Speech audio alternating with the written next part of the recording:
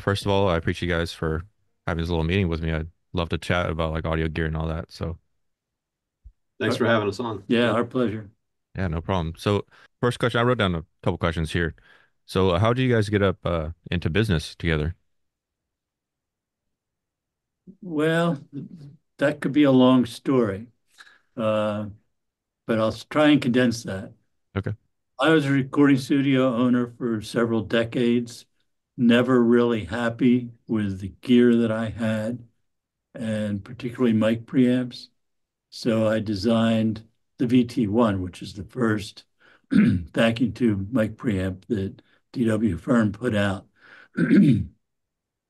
And after that, I did an equalizer and a compressor, which was a VT5 and the VT7. And Joff was a assembler for me for quite a few years. Um, and when I got to the point where I said, I really want to devote some of my life to other things, mainly recording, and I was looking for somebody to take over the manufacturing, marketing, all that stuff. And Joff and George stepped up and said, "Yeah, we'd love to do that." And so they took that over. What was that? 2017, I think. And and they've been doing a great job ever since. So it's a win-win for all three of us. Yeah, and I know Joff and George, you guys are musicians, and is that as well with you, Doug? I'm not due to some physical disability as a result of a car accident many, many years ago. But I used to play, and I think that my musical knowledge is very helpful to me in the work that I do, but I can't play anything anymore. Okay, all good. These guys are so good. They're some of the best musicians I've ever met.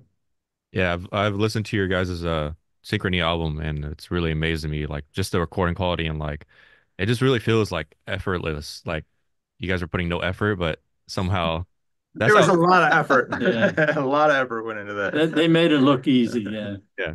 And did you guys track that like all one go every song, or it was Oh like, yeah.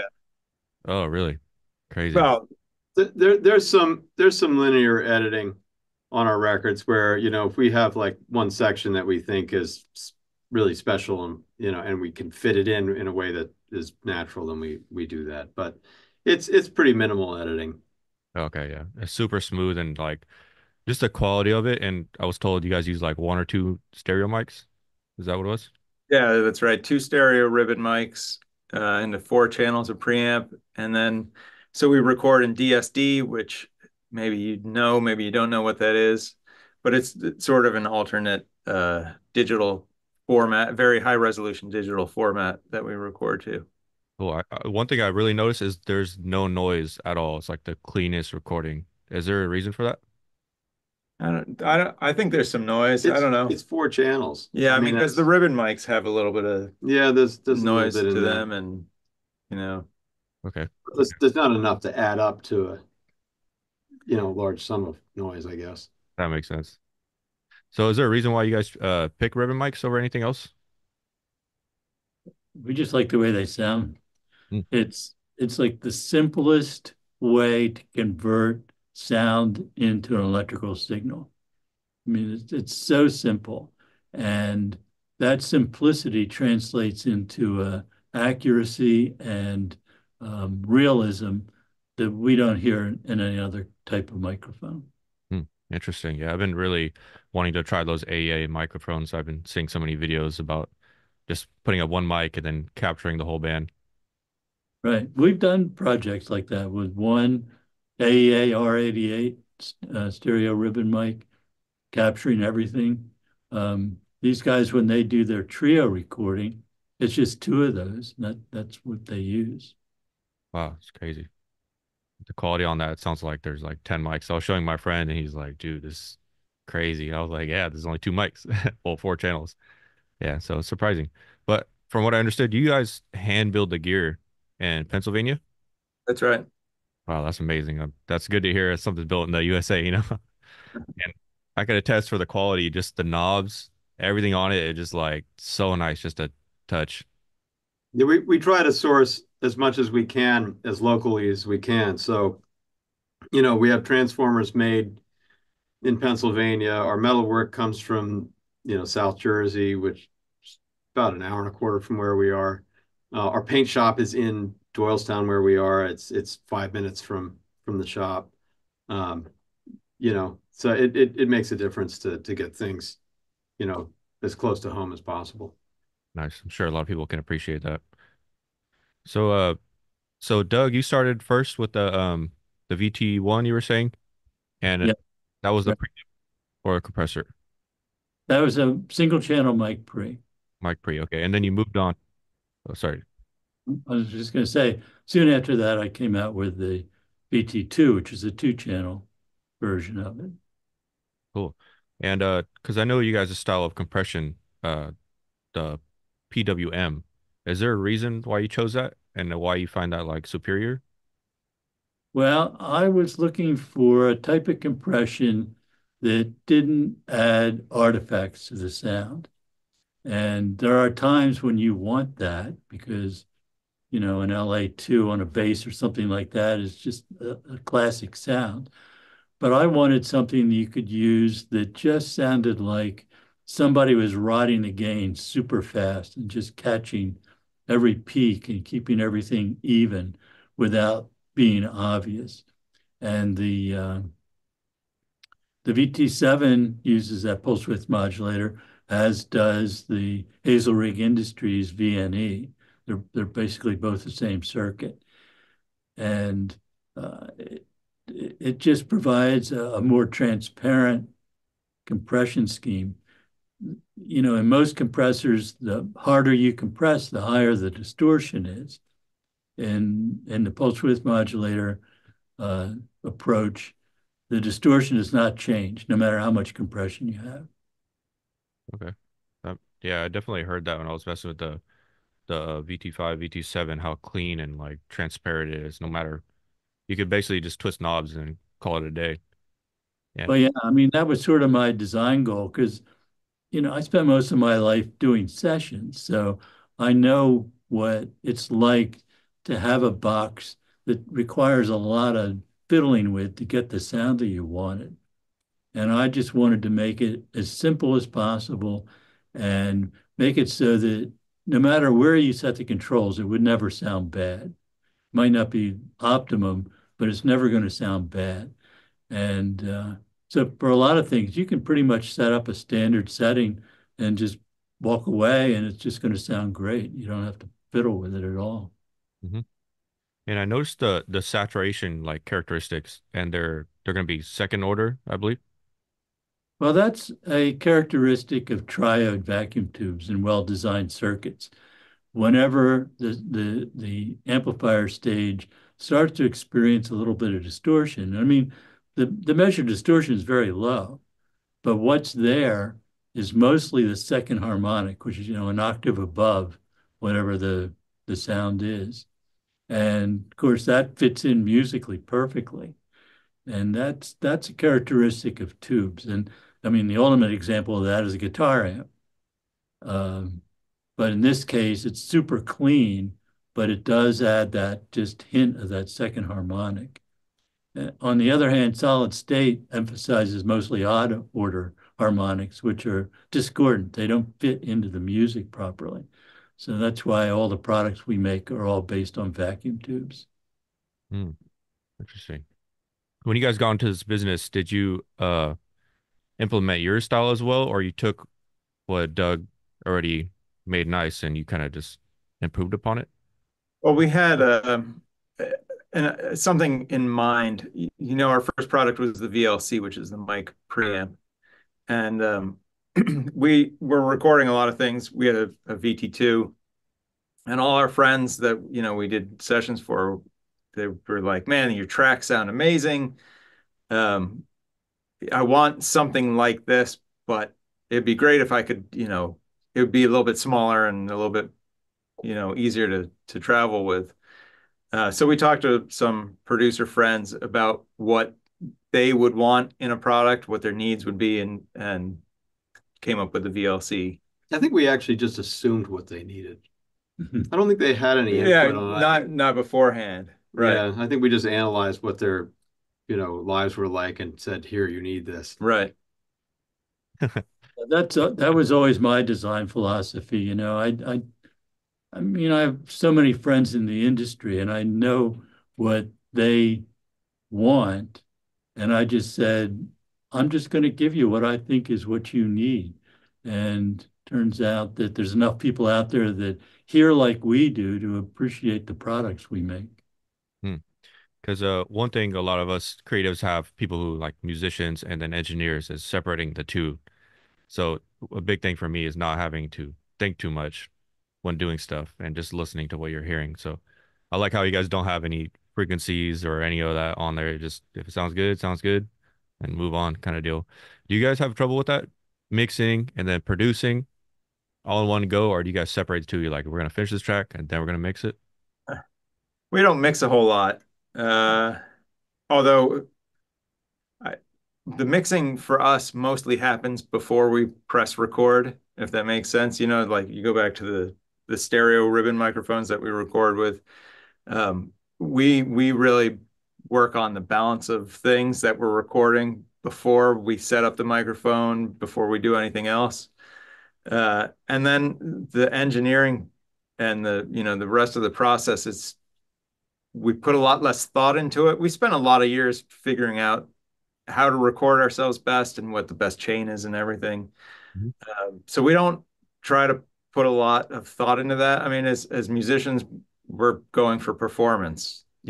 That's paramount. And once we get the mix right and the engineering's already taken care of, it's all performance for us. Yeah, but also when we're doing tracks for other people, I know what you're saying. It actually is very hard to switch hats. You're an engineer, you're a producer, you're a player, or whatever. We have this whole thing ironed out that, if I'm cutting a track, he's like, this is what needs to happen or whatever, and vice versa. Um, and so that makes it a lot easier for us. But also, um, as far as our engineering is concerned, we've been doing this for so long that we just have our methodology totally ironed out. I mean, we know we'll often just hang a microphone and not even listen to it before we hit record because we know exactly what we're going to get. We do that a lot around here too. I mean, Yeah, yeah, Doug's the same way with us. I mean, we'll hang a mic and not even think about it unless we think, oh, we can get 2% more, better whatever out of if we move things up an inch or whatever. I mean, we do that sometimes, but generally we don't have to do a lot of experimentation. I mean, we've done so much of this. We kind of know where things go. yeah. It's true. We tend to focus on a certain relatively small collection of mics that we know give us what we want. And oftentimes for a session, I can set up all the mics, set all the levels, and I'm done. I can focus on my role as a producer working with the artist and my co-role as engineer, making sure I'm capturing it right. And as far as mixing is concerned, we all share the philosophy that we capture things as much as we can in their final form. So, and rather than reaching for an equalizer, we'll just say, well, is there another mic that would work better in this situation? Would moving that mic work better? Whatever it takes so that we get the sound we want with the least amount of additional gear. So our audio path is always super pristine. It's just basically mic into preamp into the recorder, and that's it. On occasion, ribbon mics, which we use a lot for things for a vocal, you need to roll off some low end on that. I know that's going to be the case, and I just have that set up and ready to go. Don't even give it a thought. So that all that technical stuff doesn't become a distraction. Nice. So I And guess at the end of the day, I mean, we just actually finished mixing our latest trio record that should be out in a couple months. We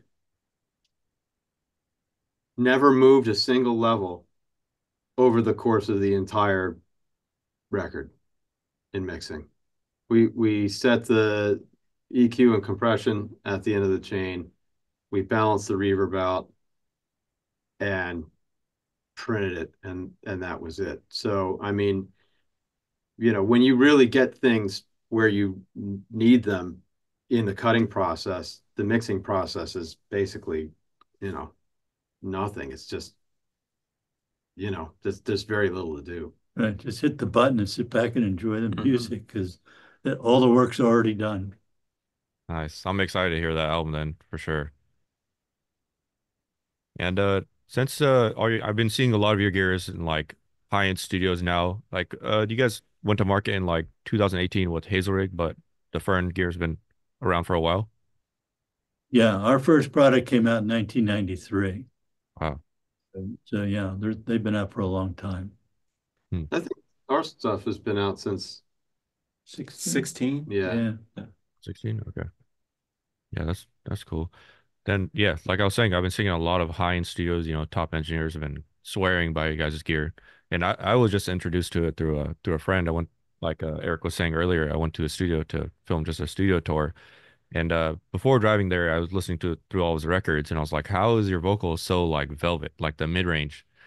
And the mic plays a part in that too, but I just kept asking him. And then when I got there, he's like, dude, he's this gear right here. And I was like, I never seen that before.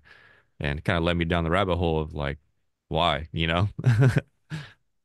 how the mid range is so like velvet and like we got to playing, shooting out mics, some audio mics, some like his Chandler Red, and it kind of just stuck with every mic. So I was like, wow, like this preamp is doing so much. All we use. Yeah, it takes less time when you don't have to make a decision about what gear you're going to use. I mean, for us, we don't ever choose preamps. I mean, we know what we're using. Hmm. It saves a lot of time and it saves problems and it makes mixing easier. And I mean, I know it's probably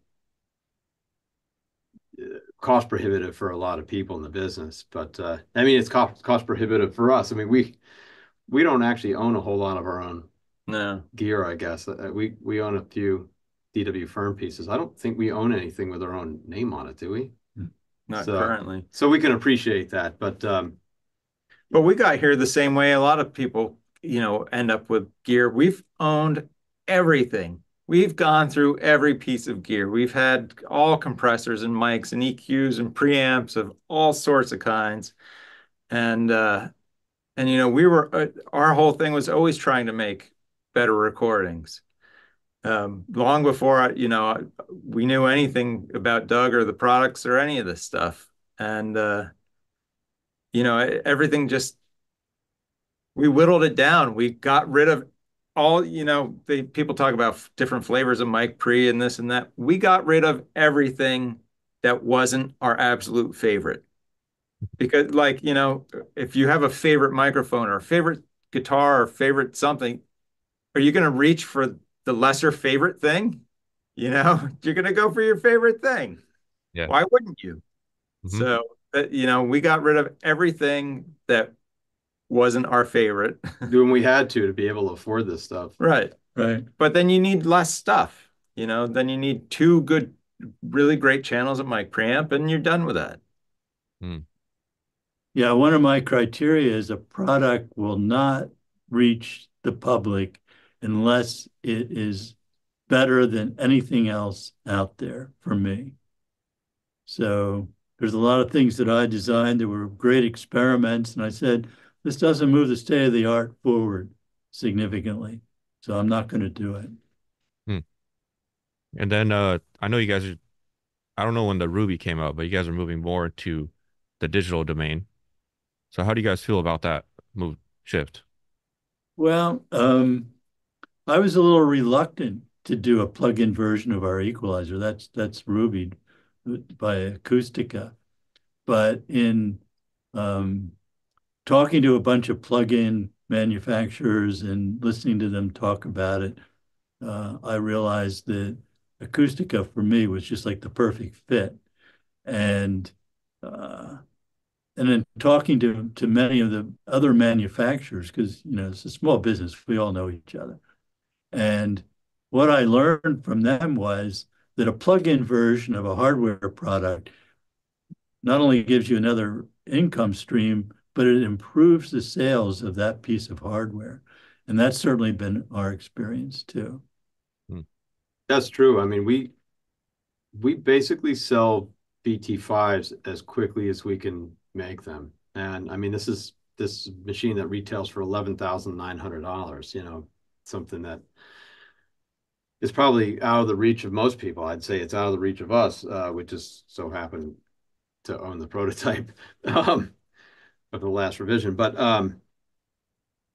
yeah, I mean, it definitely has made a difference in the sales. And we just released the plugin for the VLC as well with Mixwave, and those guys did a really great job. And actually, Sean Dealey just did the Atmos mix of our last record, and he used our own plugin on it, and it sounds great. Yeah. It's great. It's great because it gives people an opportunity to get their hands essentially on the units without having to actually get a physical unit, and it's not the same thing, but it definitely gives you a sense of, what you'd be getting into with a hardware piece. I've been hearing a lot nowadays, like, because you guys grew up in the analog world. I kind of grew up in the hybrid, but a lot of younger people nowadays see analog gear. They're like, oh, someone made a actual version of a plugin. That's funny.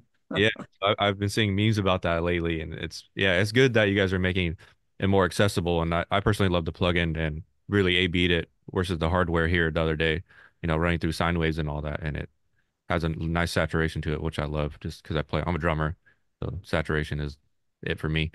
And then but the Ruby I haven't tested yet, but I've heard really good things about it.